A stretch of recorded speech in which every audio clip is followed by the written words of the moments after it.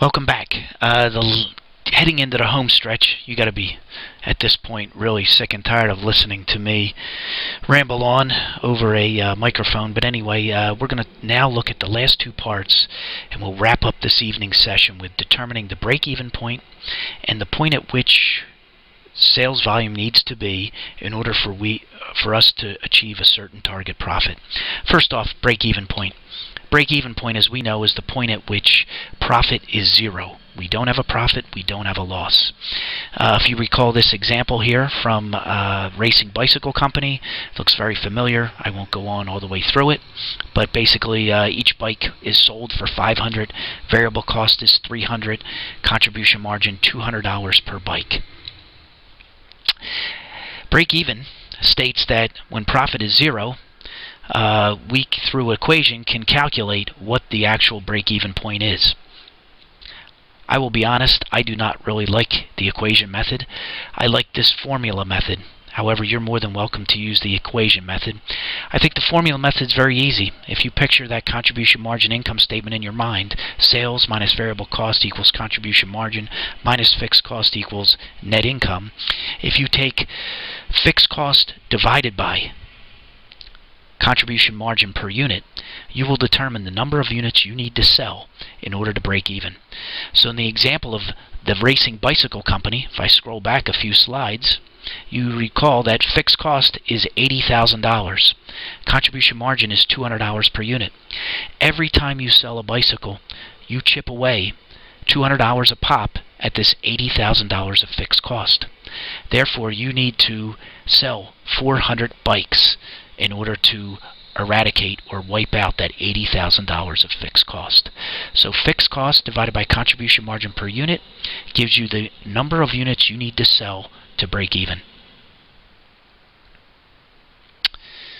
Now, we can also calculate break-even point in dollar sales.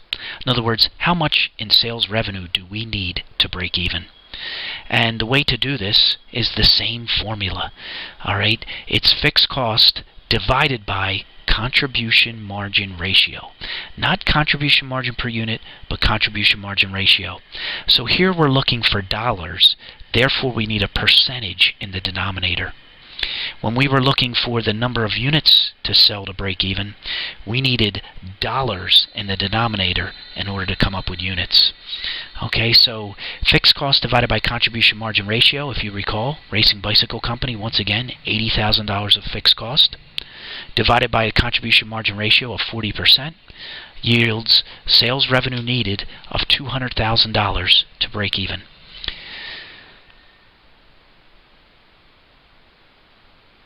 This does it for our discussion of break-even analysis. What I'd like you to do right now is I'd like you to turn in the book to exercise 5-7 on page 214, and I would like you to solve for the company's break-even point in both unit sales, in other words, number of units to sell, and sales dollars using the equation method, or if you like the formula method, whatever you like best. So work on exercise 5-7, stop the audio, and we will go over it. Now let's begin our discussion of exercise 5-7 on page 214, which deals with Maxon Products, which distributes a single product, a woven basket whose selling price is $8, variable cost is $6 a unit. Their monthly fixed cost is $5,500. The break-even point using the formula method. Okay, as you see down here, using the formula method, fixed cost divided by unit contribution margin gives you the number of baskets you will need to sell in order to break even. Fixed costs are $5,500. The contribution margin per unit is $2, the $8 selling price, less the $6 variable cost. $5,500 divided by 2, we will need to sell 2,750 baskets to break even. In order to figure out what the sales revenue needs to be in order for us to break even, we need to divide the fixed cost divided by the contribution margin ratio. Obviously, if you've already calculated the number of units to break even, you just need to simply multiply that number by the selling price per unit. So if I was to take 2,750 baskets the number of baskets needed to break even, multiplied by the $8 sales price, I would come up with $22,000 of sales revenue would be needed to break even. However, if you didn't have that break-even point in units, you would take the fixed cost of $5,500 divided by the contribution margin of 25%. The contribution margin is $2 divided by sales price of 8 means that the contribution margin ratio is 25%. 2 divided by 8.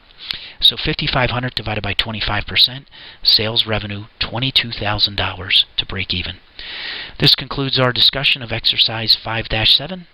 We will resume the lecture in a minute with discussion of target profit. In early years of business, many companies hope to just break even. Going forward, however, nobody just desires to break even. They always look to have a profit. Therefore, we can compute the number of units that must be sold to attain a target profit using one of two methods, the equation method or the formula method. Myself, I hate algebra. I stay away from it whenever I can. I like the formula method because, once again, it is very similar for the target profit. Formula is very similar to the break-even profit. Alright, I'm going to blow through this equation method. The formula method says that the unit sales to attain to the target profit, you simply take the target profit plus fixed cost divided by contribution margin per unit. So once again, it's the break-even formula of fixed cost divided by contribution margin per unit. What you want to think about is just one formula. If you think about it, the break-even formula is fixed cost plus 0, because the target profit in a break-even, when you're desiring break-even, target profit is 0. So fixed cost plus 0 divided by contribution margin per unit. In these scenarios, we're going to set the target profit at maybe $10,000. So it would be $10,000 plus the fixed cost divided by contribution margin per unit.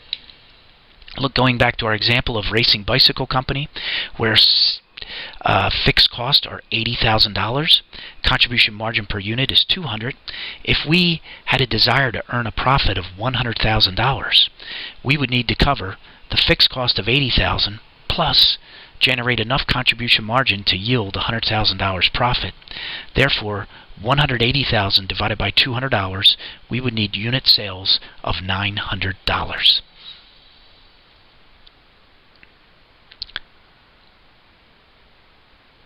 We may be in this situation, just as we were with break-even, that maybe we need to know the dollar sales needed to attain a target profit. And this target profit being $100,000 at Racing Bicycle, once again, the same formula as break-even. When we needed to find the sales dollars, we took fixed cost, it was assumed, plus 0, divided by the contribution margin ratio. Here our target profit is once again $100,000 plus our $80,000 of fixed cost divided by the contribution margin ratio of 40%. When we divide $180,000 by 40%, we yield dollar sales of $450,000. So when our revenue hits $450,000, this would be somebody that's looking at an income statement all day, we would know that we yielded or we achieved our target profit of $100,000.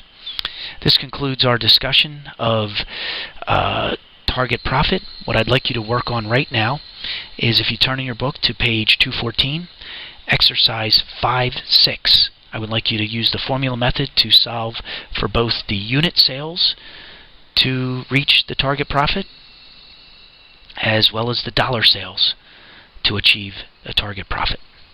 We'll discuss this in a moment.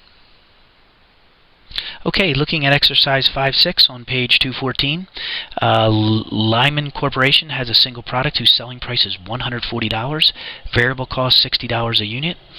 The company's monthly fixed cost $40,000. Using the formula method, unfortunately the solution manual does not have that, but I think I can talk you through it. We would take the target profit of $6,000, which is what they're looking for in requirement number 1, plus the monthly fixed cost of $40,000. So our numerator would be $40,000 plus $6,000, or $46,000, divided by the contribution margin per unit. Contribution margin per unit is a selling price of $140 less the variable cost of $80. Therefore, our selling price per unit or I'm sorry, our contribution margin per unit would be $80. $46,000 divided by $80 would give us 575 units to achieve that target profit of $6,000. Second part of the problem asked us to figure out the required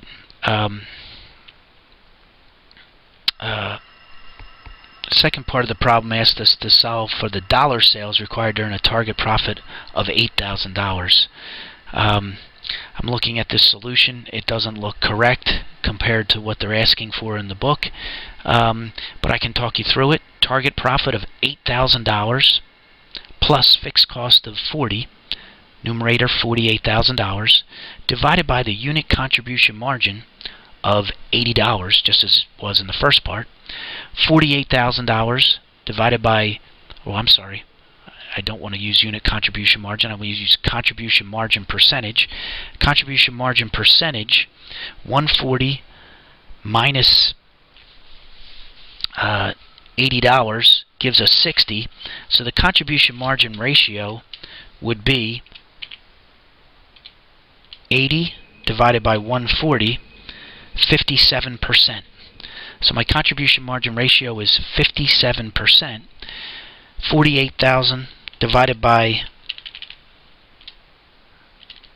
0.57 would yield $84,211. $84,211 of sales revenue needed to achieve that target profit. So this $84,211 that I said would be the sales revenue needed to achieve that target profit, due to rounding, it's probably more like $84,000. This concludes our discussion of target profit. Your homework for next week, I will go over first thing in class next Tuesday, February 11th. I will discuss problem 519, problem 5-19, which is on page 219. So problem 5-19 on 219. You do not need to do part number 2 where it talks about preparing a CVP graph. Alright, so do parts 1, 3, 4, 5, and 6. And then I also want you to take a look at exercise 5-12. Exercise 5-12 on page 216. I appreciate you taking the time to go through this video. I hope that it worked okay. Please email me at any time with any questions regarding the homework, as well as project number 1, which is due in 2 weeks. Thanks so much. Have a great week, and I'll see you February 11th.